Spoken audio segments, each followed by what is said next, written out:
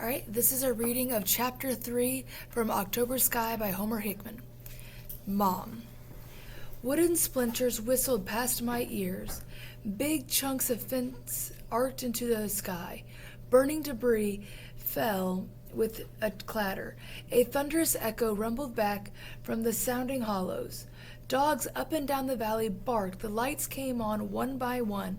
People came out and huddled on their front porches. Later, I would hear that a lot of them were wondering if the mine had blown up or maybe the Russians had attacked. At that moment, I wasn't thinking about anything except the big orange circle that seemed to be hovering above my eyes. When I regained some sensibility and my vision started to come back, the circle diminished, and I started to look around. All the other boys were sitting in the grass, holding their ears. With relief, I noted that it didn't look as if any of them had suffered serious damage. Roy Lee's DA needed work though. Odell's eyes were as wide as a barn owl's, nestled in its temple. Sherman's glasses were nearly sideways on his face. The dogs had retreated to the farthest corner of the yard. They were crawling on their bellies back towards us when Mom came out on the back porch and peered into the darkness. "Sonny? Sonny," she called. Then I think she saw the burned fence. "Oh my good Lord!" Dad, holding his newspaper, came out beside her. "What happened, Elsie?" At my father's appearance, the other boys suddenly jumped up and ran off. I guess he had such a fierce reputation at the mine, they didn't want any part of his wrath. I fleetingly caught a glimpse of Roy Lee leaping over the still standing part of the fence, clearing in our good yard. The others went through the gap that we had just blown out. I could see them clearly because the standing part of the fence was on fire. I thought to myself, I ought to follow them, maybe take up residence in the woods for a year or two. But I was caught. Running would just put off the inevitable. I answered Mom with a croak, my mouth not quite working yet.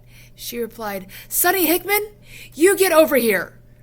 Rubbing my ears in an attempt to stop them from ringing, I lurched over to the back porch and waited expectantly for one of my parents to come down off it and kill me.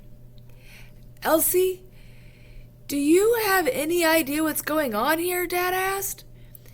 Mom, bless her, had figured it all out. "Sonny asked us if he could build a rocket, Homer," she replied, as if she was amazed he did not perceive what was perfectly obvious. Dad puzzled her statement. "Sonny? Build a rocket? He doesn't even know how to put a socket chain back on his bike when it slips off." "We'll see," Mom sniffled. "Sonny, what happened to the other boys?" I learned that sometimes, when I was in trouble with Mom, the best thing to do was adapt to the complete idiot strategy. "What other boys?" I asked most sincerely. Even under the great duress of my captivity, to dissemble was secretly diminished. Once when I used Mom's best and only wheelbarrow as a kind of summertime sled, then misplaced the legs, I had removed the screws that were bolted on it, then dented the barrow almost beyond recognition on a boulder that popped up in my way, and flattened the tire on the wheel. What I said then, when I came home with the remnants of the thing that I'd spotted from the great flower bed on the mountains, would have brought Mom some home with me. If this blame of an old wheelbarrow hadn't fallen apart, Mom wasn't fooled, but she got to laughing so hard to swat me at full power. Whatever it took, sometimes, is what I did. In other words, he tried making up stories to make himself not seem as guilty to his mom, but other times she would laugh so hard at his ridiculous stories it would lead to him not getting in trouble still. Elsie, I don't care about any other boys, Dad told her.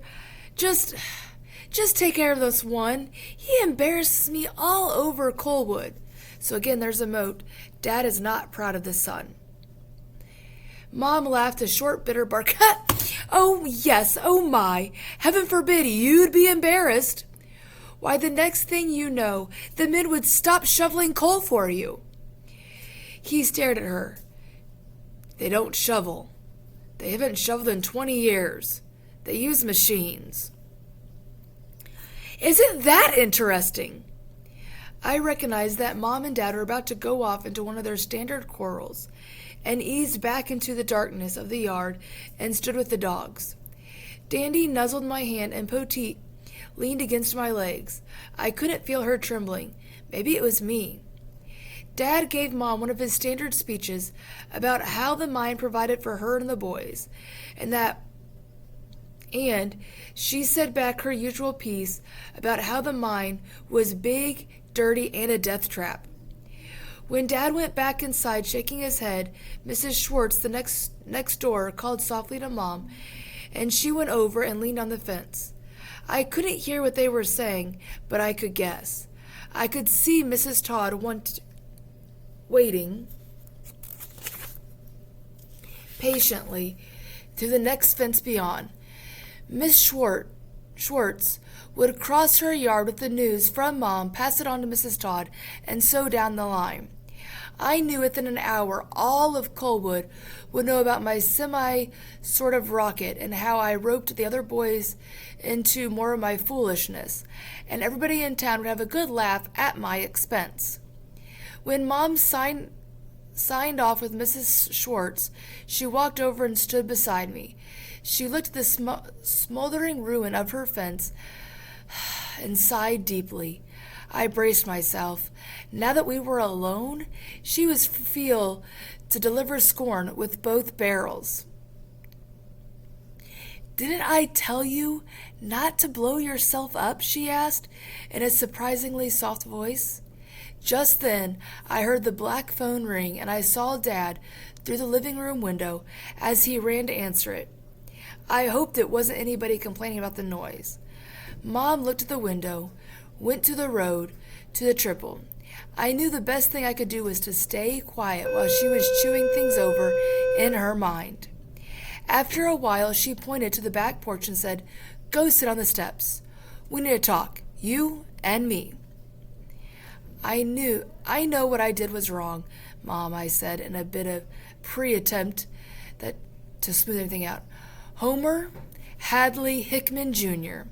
It wasn't wrong. It was stupid. Go sit down. I did as I was told with the enthusiasm of a prisoner going to his own beheading.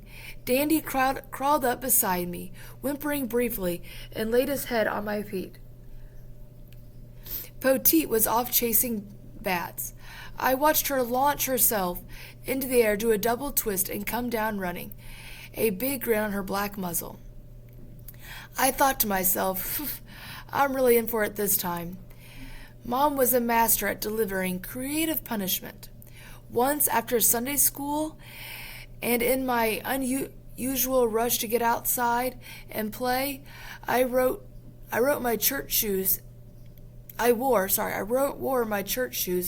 in the creek to hunt crawdads with Roy Lee. When Mom cast an eye on my soggy Buster Brown, she said, "I swear, Sonny, if your head gets any emptier, it'd float off your head like a balloon." For punishment, she dedicated that next week I had to go to church in soaking feet. It didn't take long for everybody in town to get wind of what was going on. I didn't disappoint, walking down to the church aisle in my socks, while everybody nudging their neighbor and snickering at me. The thing was, though, I had picked out the socks, and my big toe poked through the hole in one of them. Mom was mortified. Even the preacher couldn't keep a straight laugh, so he was able to get kind of back at Mom for making it look bad, like he had holy socks at church. Mom stood straight before me and crossed her arms and stuck her chin out. Dad said she looked like a lavender when she did that. And it usually always meant trouble. Sonny, do you think you could build a real rocket? She was so startled. She was so startled me by her question that I forgot my usual coyness. No, ma'am, I said straight up. I don't know how. She rolled her eyes. I know you don't know how. I'm asking if you put your mind to it. Could you possibly do it? I searched for her trap to make me do something I didn't want to do. I was sure it was there. It was just a matter of finding it. I thought, I better say something. Well, I guess I could. Mom stopped me. She knew I was going to ramble. Sonny, she sighed. You're a sweet kid. I love you. But doggone it, you just been drifting along like you were in a cloud your whole life, making up games and leading Roy, Lee, and Sherman and Odell off into your wild schemes. I'm thinking maybe it's past time you straighten up a little bit. When a Coalwood mother told her son maybe he needed to straighten up a bit, it was usually in a direction he didn't necessarily want to go. I started to squirm. She was about to make it 10 times worse. I was worrying about you the other night to your dad, she said. I was just wondering out loud what you were going to do with yourself when you grew up. He said for me not to worry. He'd find you a job outside of the mine. You know what that means, Sonny? You're some kind of a clerk working for your dad, sitting at a typewriter, pecking out forms, writing in a ledger about how many tons got loaded in a day. That's the best that your dad thinks you can do. I would use this moment to use that as your dialectical point. Obviously, the dad doesn't think very much of Sonny, and that comes from page 50. That question just seemed to jump out of my mouth. I was surprised, even. I guess I've been wondering about it for a long time and didn't know it. Why doesn't Dad like me? I asked her. Mom looked as if I'd slapped her on the face. She was quiet for a moment, obviously chewing over my answer. It's not that he doesn't like you, she said at length.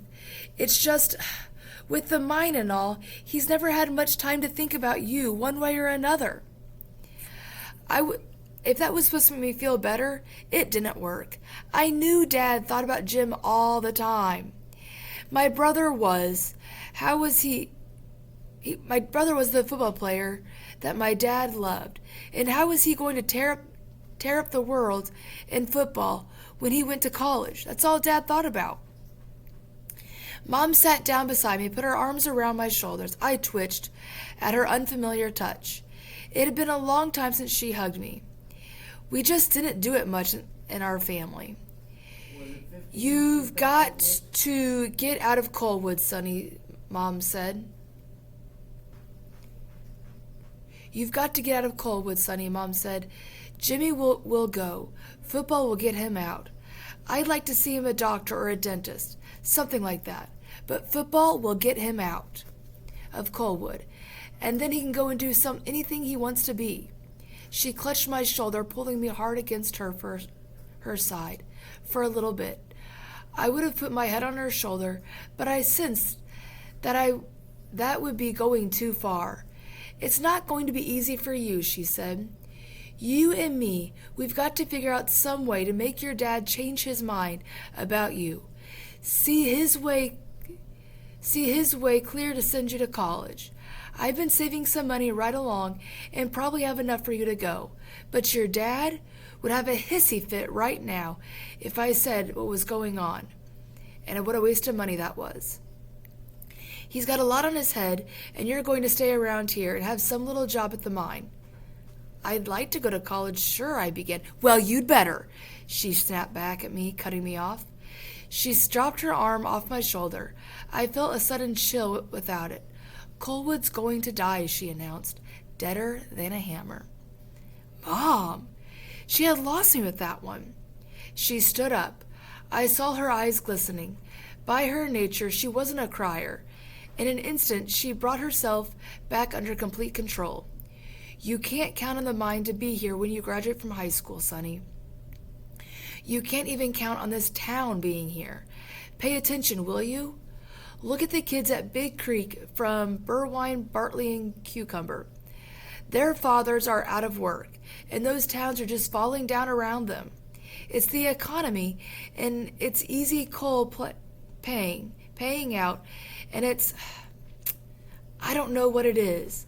I've got sense enough to know that it's just a matter of time before the same thing happens in Colwood, too. You need to do everything you can to get out of here, starting right now.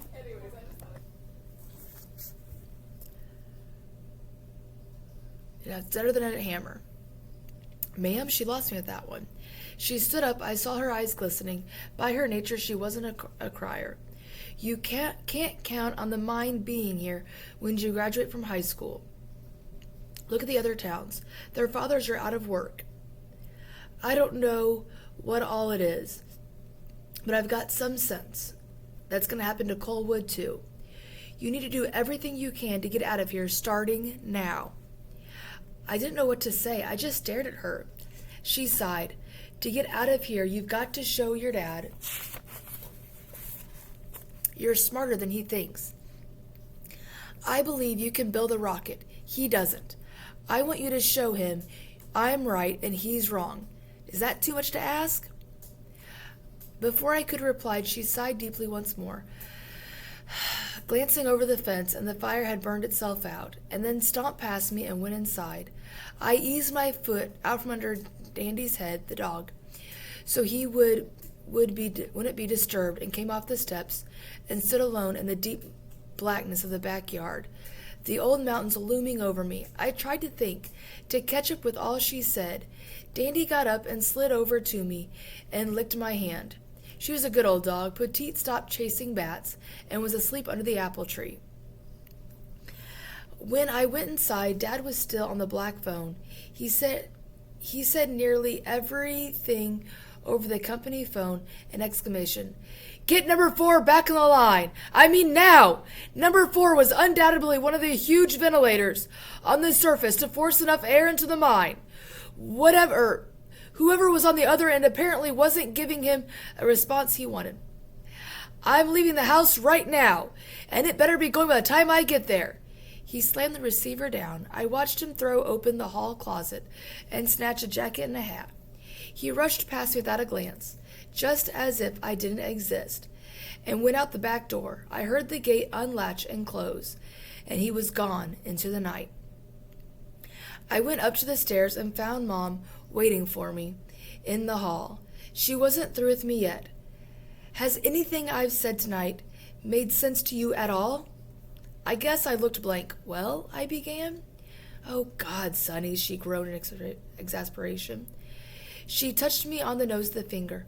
I am counting on you, she said, tapping my nose with each word. Show him you can do something. Build a rocket. Then she looked over at me in a significant way and went inside the bedroom. It was past midnight when Dad returned. I had just dozed off,